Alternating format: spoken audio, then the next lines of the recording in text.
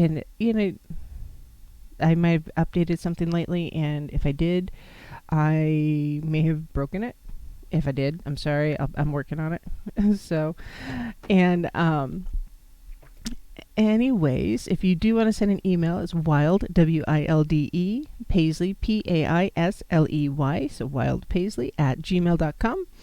And yeah, it'll be fun. If you want to catch the show, or you want to call into the show, excuse me, the number is 213-233-3998. Again, that is 213-233-3998.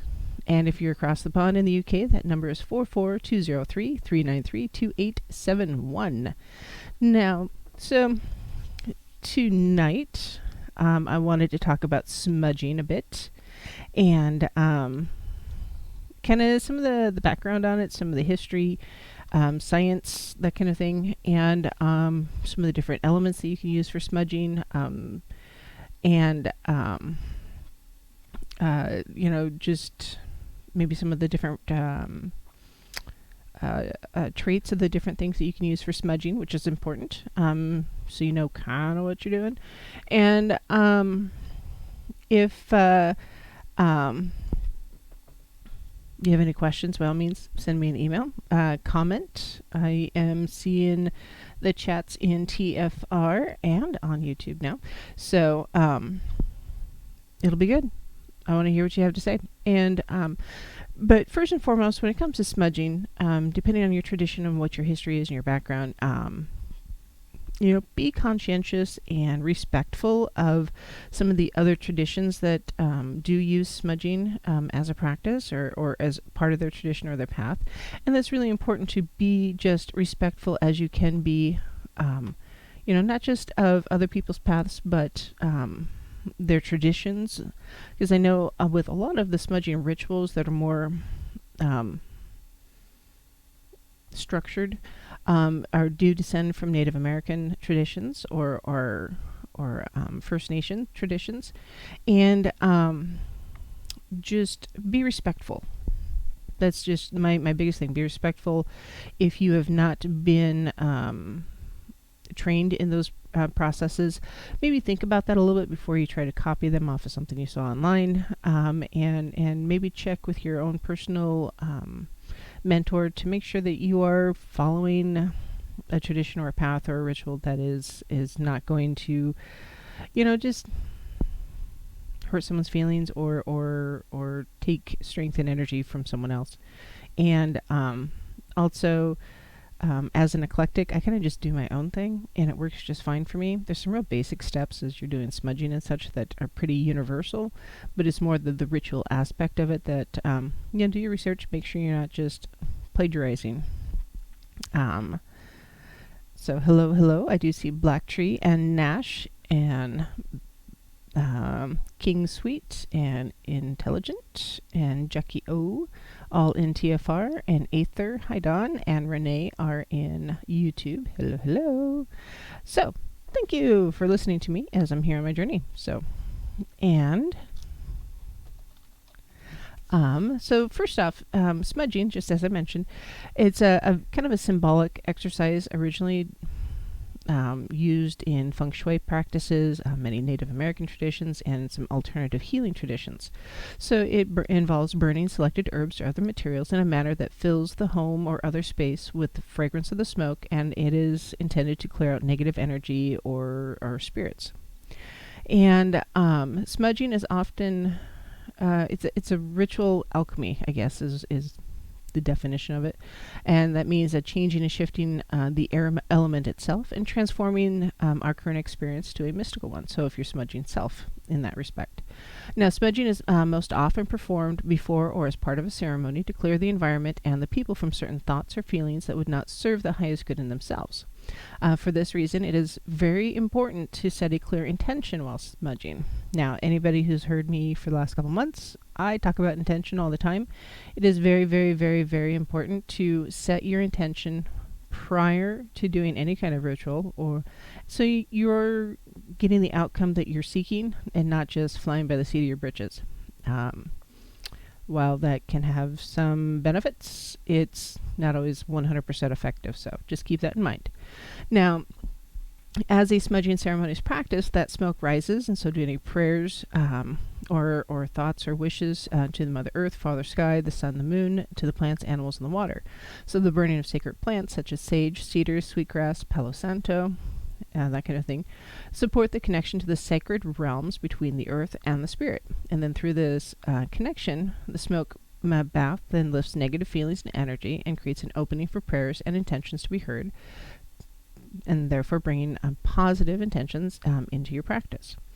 So that's just kind of the basic nutshell. But there's more to it, of course. Excuse me. So there's actually some science, and there's some understanding that I hope everybody picks up from this. And I actually have a lot of information, so if I'm going too fast, say something. I'll try to slow down. And whatever we don't get to, we'll have to do next week, because tomorrow night I have Lola Starr in. She's going to be a guest, and she will be talking about her practice, her faith, her tradition, and her coven, Children of the Crossroads in Spokane, Washington. So kind of excited to have Lola on. I think it'll be awesome. And then I will be on her show next Friday. So that'll be fun too. Can't wait. It'll be good.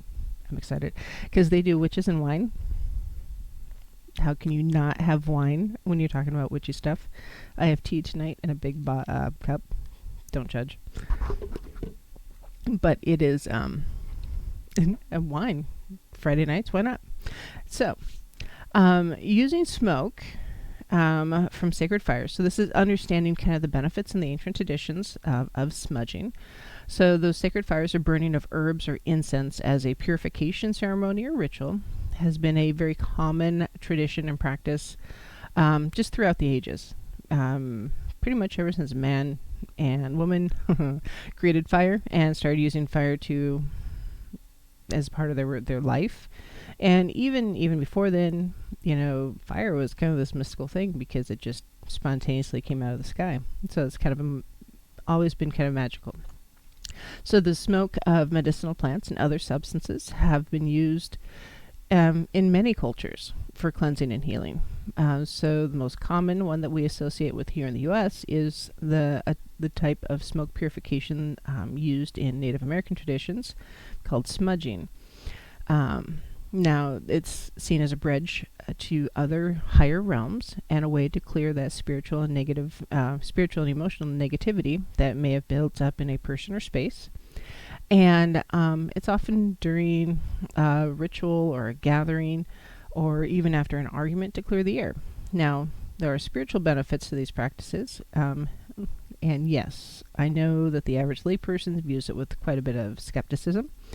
But there are some proven health benefits. Believe it or not, they've done studies on this now because they study everything. And as it turns out, this ancient practice really does cleanse the air. So burning sage and other herbs neutralizes and positive charges and releases negative ions and has an antiseptic and bacteria killing properties. Now, I'm not a doctor. I don't play one on TV or the radio in this case. So do your own research. Use my words and what I'm talking about as kind of a guide to learn more on your own. But yeah, just kind of some information that we're putting out there. So in 2006, just on the science side, a scientific paper called Medicinal Smokes was published, and a research reviewed information from 50 different countries on 5 different continents that found that dating back to ancient times, smoke administered medicinally is typically used to aid lung, brain, and skin function. So in addition, this was found that the passive fumes doubled as an air purifier. In addition, a follow-up paper examined the air purifying potentials of smoke-based remedies, and that was published in 2007 in the Journal of Ethnopharmacology, and it concluded that in addition to health benefits, smudging is, yes, indeed, a powerful antiseptic. Now, those of us who are traditionalists and on the pagan path and witches, we are not shocked at all. It's nice that science is finally catching up with us, which is kind of amusing. So now, Researchers observed that a 1 hour treatment of medicinal smoke in a closed room reduced airborne bacterial counts by over 94%, which is a big deal. Big deal. And in India, most rituals include that include a sacred fire to which medicinal herbs and other materials are added as an offering. So there's various different herbs, of course, that you can add that have different energies or qualities to them. So we'll talk about those on the second half of the show. So for thousands of years, the saints in India, or the rishis, performed different ceremonies that purified their environment, and the medicinal smoke, together with the mantras that they were doing and the vibrations, created a positive effect in the surrounding atmosphere. So science proving that magic is real. And research has also shown that the smoke from a variety of herbs is highly effective in reducing airborne bacteria. So the smoke's ability to purify and disinfect the air was maintained for up to 24 hours, and many of the pathogenic bacteria had not returned to the same room even after 30 days. So this is actually a really, really big deal for those of us that don't want to deal with colds, summer colds, winter colds. Maybe we have mold or other things growing in our house that we don't want. Smoking with these herbs and such, not that one, often really do cleanse the air and purify the area. Yes, so mullein. In traditional Australian society, indigenous, I can say that word, society, healers used leaves or bark from various plants in smoking ceremonies. The smoke of the African sage, which is used in southern Africa, has several uses as well. It invokes a trance state, it cleanses energy, and is often used as an offering while praying. So this plant is used as an antiseptic and anti-inflammatory, also as a headache remedy and a natural insect repellent. So it's kind of a cure-all, just about. And then the Egyptians and Greeks and many, many other cultures have used frankincense and myrrh as part of their religious ceremonies. The Catholic Church burns frankincense today even to purify and sanctify their area around them, and the smoke symbolizes their prayers rising to heaven. So today frankincense grows almost exclusively in Oman, and it's the smoke is considered a very, very powerful air purifier and insect deterrent, and serves as a prophylactic to prevent the bites of malaria-carrying mosquitoes, which mosquitoes are bad. And so the granules of frankincense, the smoke and the frankincense are dissolved in water, all used to treat a variety of ailments such as indigestion, bronchitis, hypertension, depression, insomnia, and post-childbirth recovery. So a lot of uses for frankincense. It's also a booster. So if you're using essential oils, again, consult your expert. I am not one, but I know this from my own personal use. Frankincense is often a booster or enhancer for many essential oils, and will increase their effectiveness and the things they'll help you with, and just give them a big boost. Moxibustion, that's a big word. Scrabble, Moxibustion. Moxibustion. It's another traditional therapy in which dried plants are burned, and it's been used throughout Asia for thousands and thousands of years. Mox is actually made from a dried Chinese mugwort.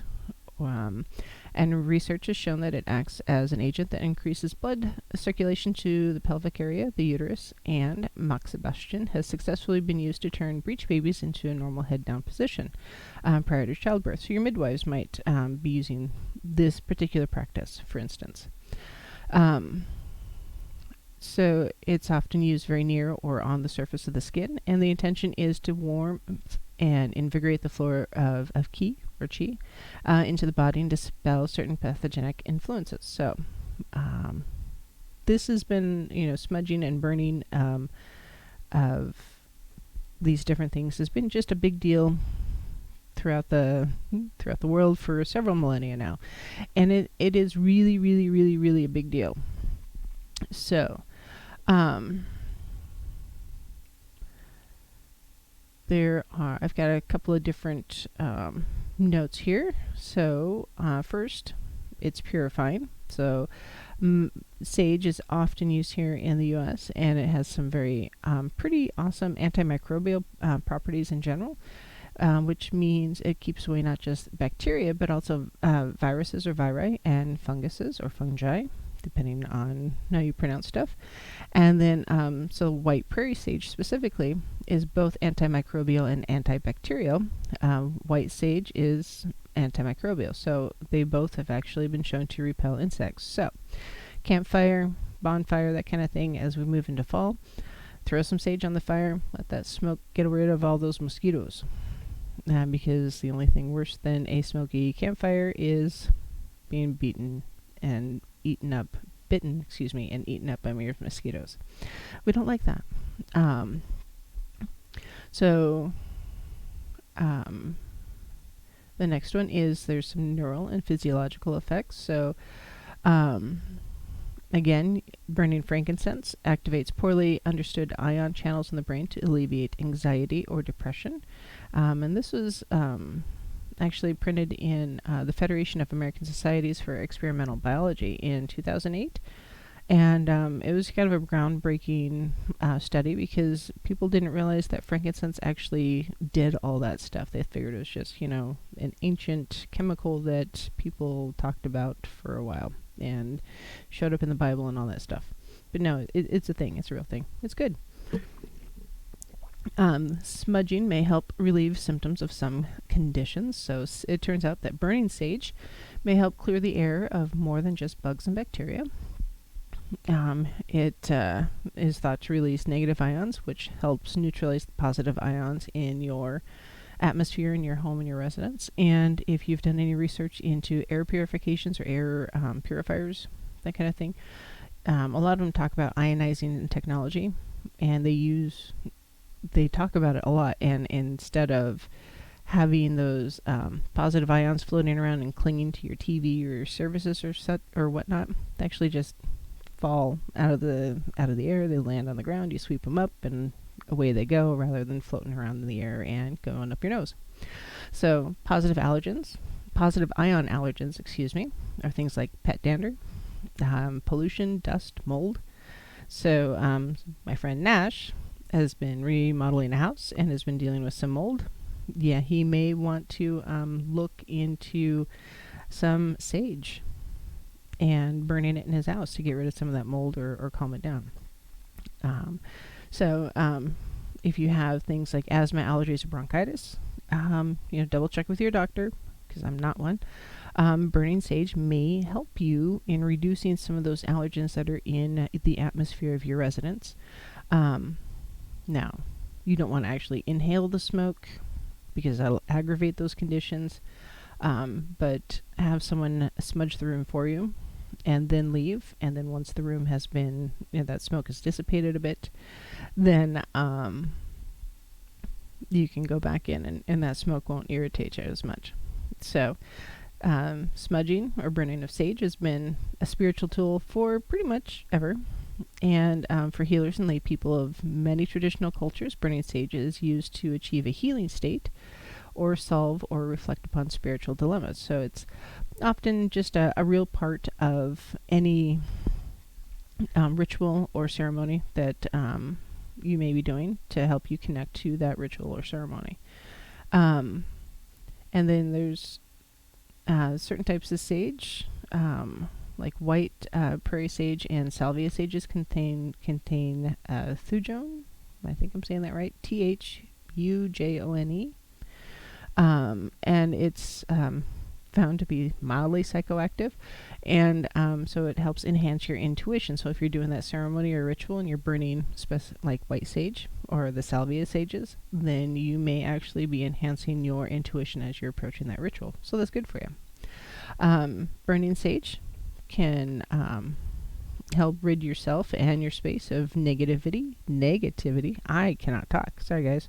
Past traumas, bad experiences, or just negative energies from others. So if you've been out in public and around a bunch of insane people, like going to Walmart and encountering Walmartians, you may need to sage yourself afterwards. especially as we approach the holiday season here in a couple months. Yeah, I would sage before going to Walmart and after if I had to go.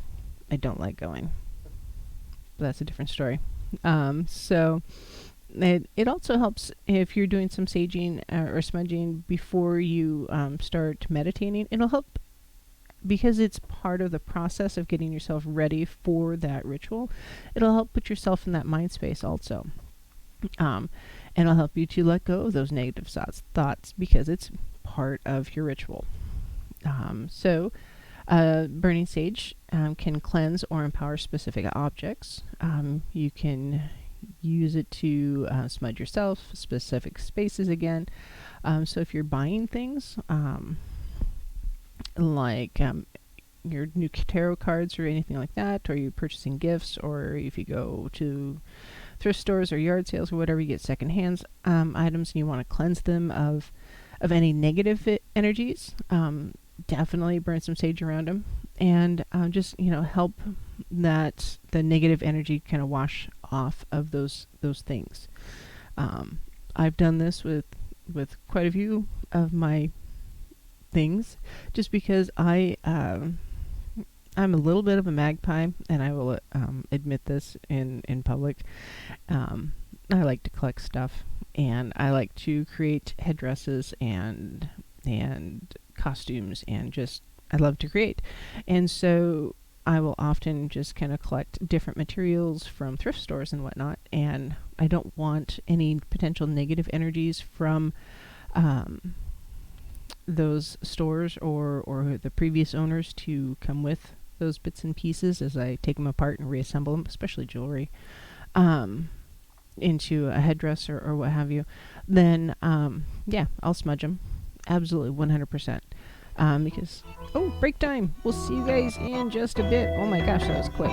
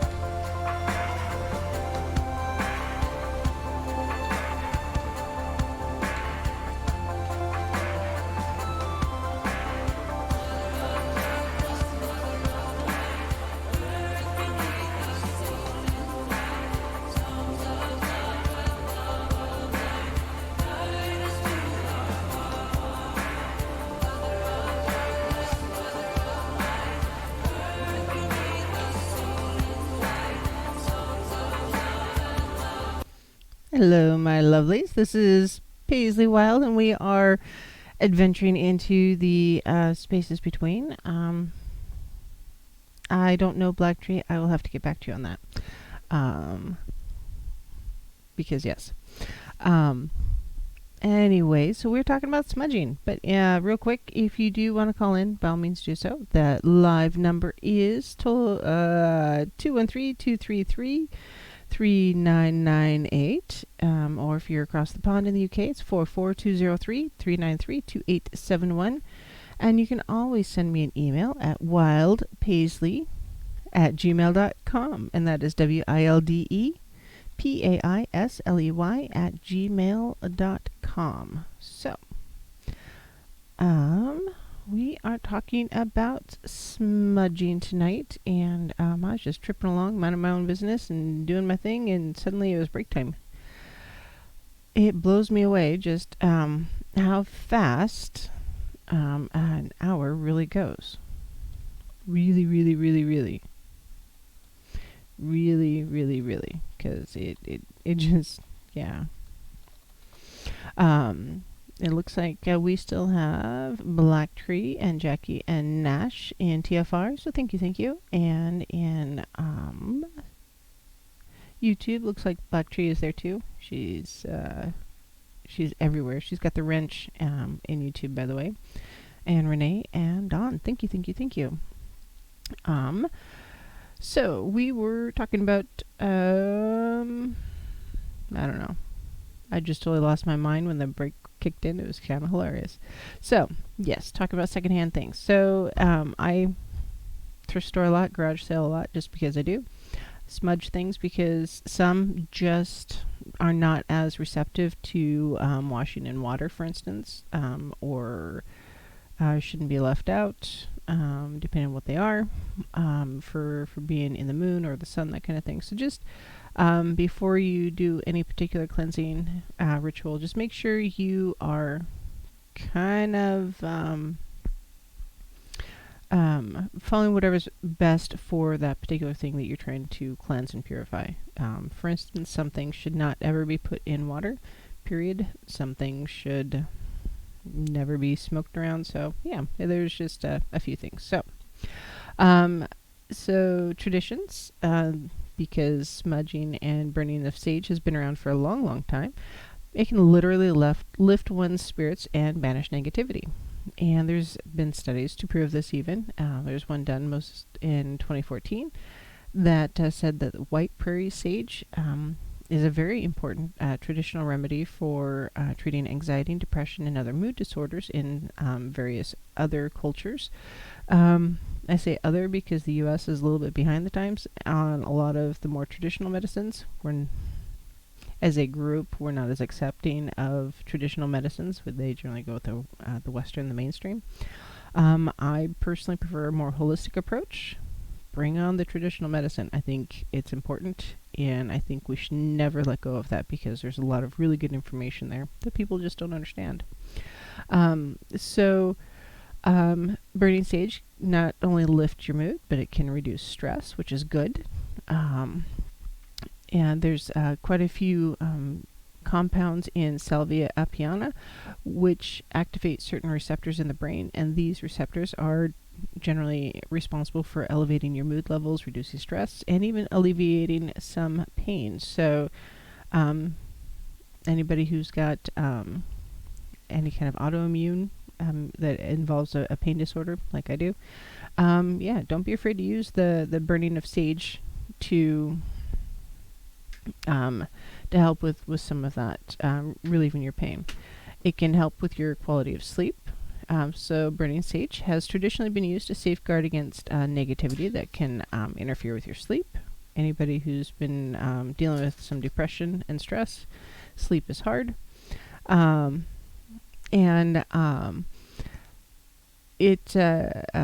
Sage contains compounds that help ease insomnia as well. So classic garden sage, which is Salvia officinalis, which can be burned like white sage, can definitely boost your ability to sleep, so improve your sleep, and also soothe anxiety.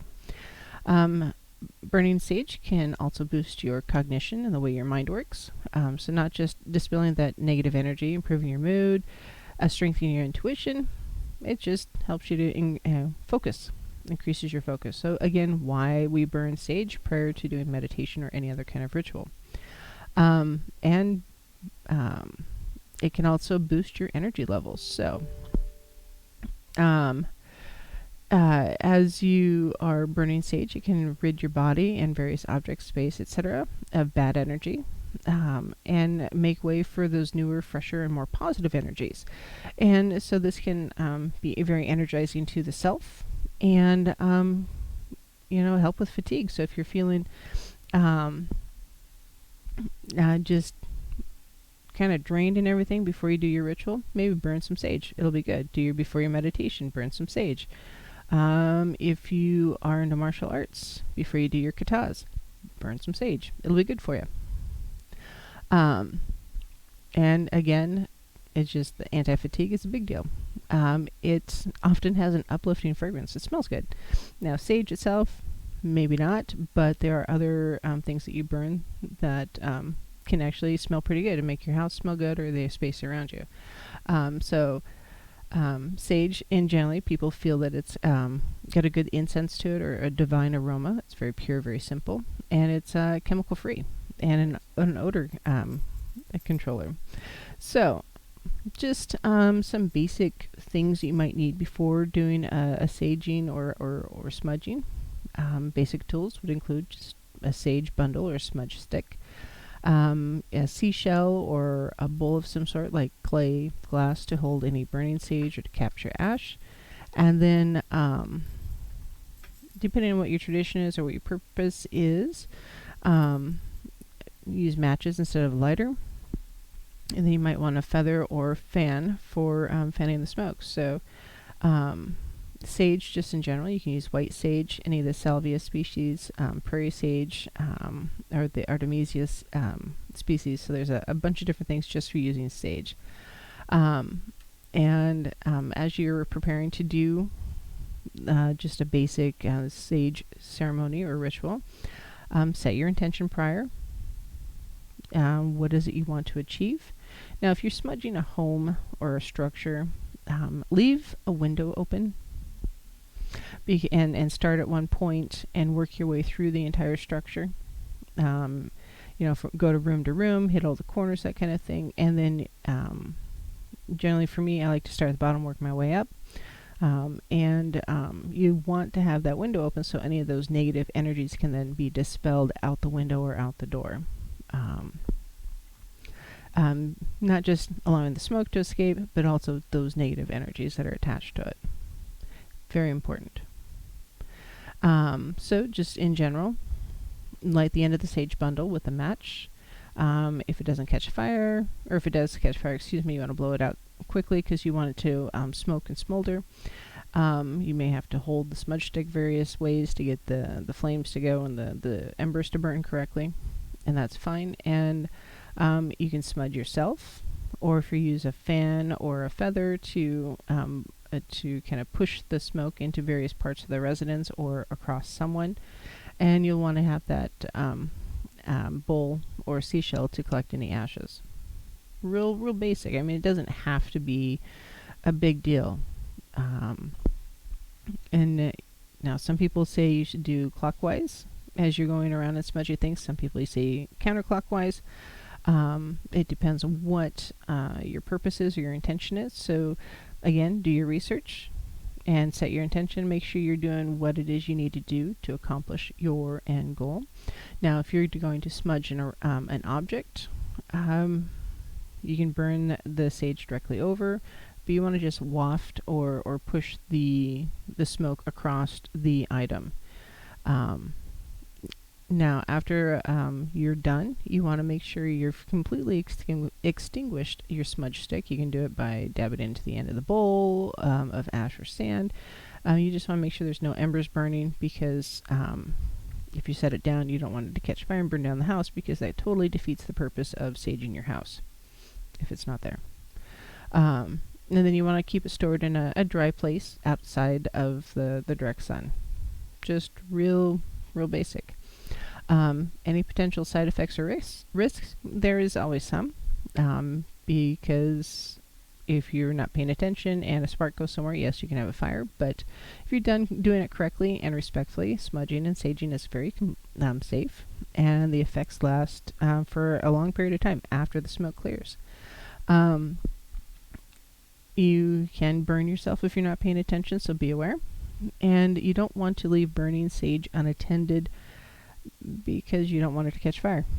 You don't want to burn your house down.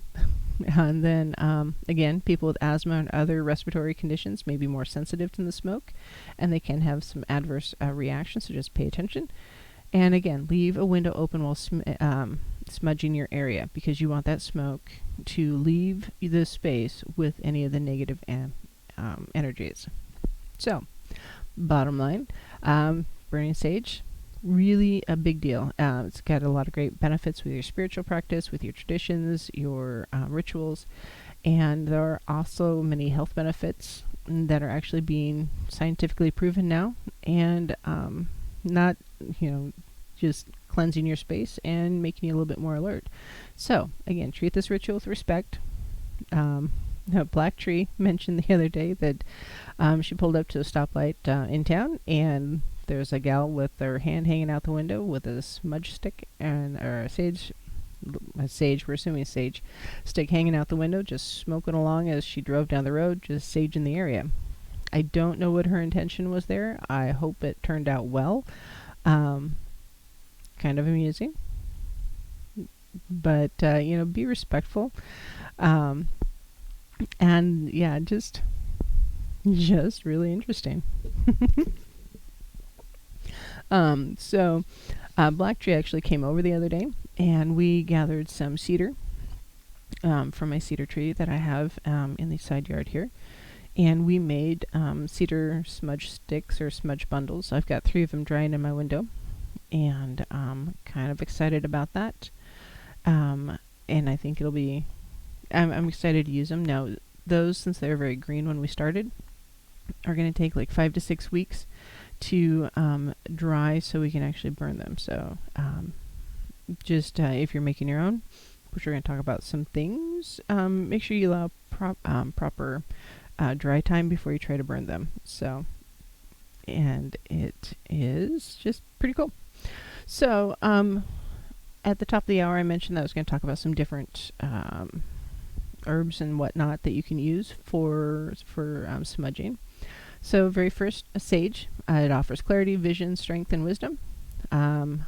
Generally considered a medicine for women, but it's also just a general all-around tool to use for smudging. It can be used to bless, cleanse, heal, any of those. You're washing off the negative or the outside world, and you're leaving an open doorway for positive energy. And again, if you do want to call in, please do so. Cedar is generally used to heighten positive energy, to uplift feelings, and evoke positive emotions, which I'm excited about. So cedar is also considered a medicine of protection. So cedar trees are generally very old, wise, and powerful spirits. Cedar is often used to cleanse a home or apartment when first moving in, and inviting any unwanted spirits to leave and protect a person, place, or object from unwanted influences. So cedar is kind of a common name, so you want to just pay attention to which cedar tree that you are. And then you can actually put cedar in a tea, if you didn't know that. It's very high in vitamin C. So bundled, dried, or burned for purification to heighten your connection to the spiritual realms. Sweetgrass is something that can be used, and often is, for smudging. It's one of the 4 medicinal plants used by pretty much all of the First Nations here in the U.S., others being sage, cedar, and tobacco. Sweetgrass is generally braided and then dried and then burned during a cleansing ritual. And then as the smudge smoke rises, it's believed that our prayers will rise up and to the world of the spirits to be seen, heard, and remembered. So sweetgrass generally symbolizes kindness. It's a plant that generally only bends when walked upon. It just doesn't break. So that's it. It bends. It moves. And then it's also called Seneca grass, holy grass, or vanilla grass. It's kind of got a sweet vanilla-like scent, and it just smells good. It's also known as the hair of Mother Earth. Tobacco is considered a sacred medicinal plant to pretty much all indigenous cultures here in the U.S. It's considered a gateway or bridge between the earth and spirit realms. And historically, if tobacco is offered and accepted, then there's a sacred promise sealed, and so it acts like a commitment made by the people and then supported by the spirit world. It also can be used as a way to thank Mother Earth or the Creator for abundance and beauty that we receive every day. Black Tree just said the funniest thing in YouTube. She said that tobacco is the gateway smudge herb. So oh, sorry. I lied. That's Dawn. I just glanced over. Palo Santo. Now, a lot of people have heard about Palo Santo. Just be aware that it's not always ethically sourced. So be aware of where you're purchasing it, and because it is kind of a rapidly approaching endangered species. So it's a mystical tree. Palo Santo actually means holy wood in Spanish, so it's only grows in South America. And it looks like a very small wooden stick, and its scent is known to raise the vibrations of self in preparation for meditation, creative endeavors, and ceremony. So it's known to bring a grounded and clear feeling when burned, and is very much closely related to frankincense, myrrh, and copal. And it's just used in the same way the sage is. You fan the smoke with a feather or fan, and you ask the spirits for permission to perform whichever ceremony that you're working on. Now, copal is a natural tree rosin, and it comes from the Bereza tree family in southern Mexico. And copal incense has been considered very sacred to the Mayan and Aztec people. And offerings were made to the various deities and gods at the top of the pyramids and the various sacred burial grounds. And it's also considered a medicinal tree to the Mayas, and was used to clear the body of various diseases. And it is a tree sap, and so in that it's very similar to frankincense. And then when it's burned, it has a very crisp, clean, sharp scent that is almost citrus-like. And copal is sacred to the native peoples of Mexico, and is considered a gift pleasing to the gods. And because copal is the blood of the trees, it's offered to honor the enormous gift given to us all by the tree people of our planet. So now it's something that's generally best burned actually on charcoal tablets rather than just in a stick. But you can use it to smudge before meditation and in the ceremony to assist in strengthening your peace of mind and remove energy blockages from your body. Let's see, lavender is one. So in Europe, lavender was often used for the invitation of spirits, and the name itself is derived from the Latin word lavare, or to wash, or lavandula, which means bluish, and in ancient times lavender was an important herb used in mummification. So there's a legend, actually, that the clothing of baby Jesus was laid upon a lavender bush and acquired the fragrance, and so some Christians still regard the scent of lavender as a safeguard against evil. And lavender is also one that's best done, or best burned, I suppose, on charcoal tablets. Frankincense is next, and now at one time both frankincense and myrrh were considered to be more valuable than even gold, which is why the three wise men brought frankincense and myrrh to gift baby Jesus. So they were used to embalm the bodies of the Egyptian pharaohs, and it's a tree rosin that's considered to cleanse and protect the soul. So frankincense became more important to most every major religion in the world, and is still used in Muslim, Jewish, and Catholic rituals. And frankincense, I can't talk, is said to ease depression and promote clairvoyance. So again, burn it on a charcoal tablet. Myrrh is a different type of tree rosin, and it's said to help maintain a state of enlightenment. So it also connects your spirit of youth, one to the spirit of youth, and clears the path of debris that stands in the way of one's truth. Also, the little charcoal tablets, easier. So if you've got hot coals, that would be some place to sprinkle these different things as you're doing your smudging, or ritual. Maybe outside instead of inside if you've got open flame. Just saying. So other important herbs that you might use would be like the uva ursi leaf. It's a type of mullein. And it's been used in smoking blends for the sacred pipe even. It's used as a tea for lung inflammation. It's also called yerba de lobo. So it's a velvety plant, velvet plant leaves, also known as cowboy toilet paper, and miner's candlestick, or witch candles even. So it's mullein is kind of a multi-use plant. Red willow bark is another traditional ingredient for smoking in the pipe. It's not actually a willow, but more of a dogwood. The bark is actually called chanshasha by the Sioux people. Osha root is also called the bear root, and it grows mainly in the Rockies, and it's used to invite the bear spirit into your medicine work. So it's often used by the medicine men and the first people from Mexico to Canada, and it's often used for infections. So kind of another multi-purpose.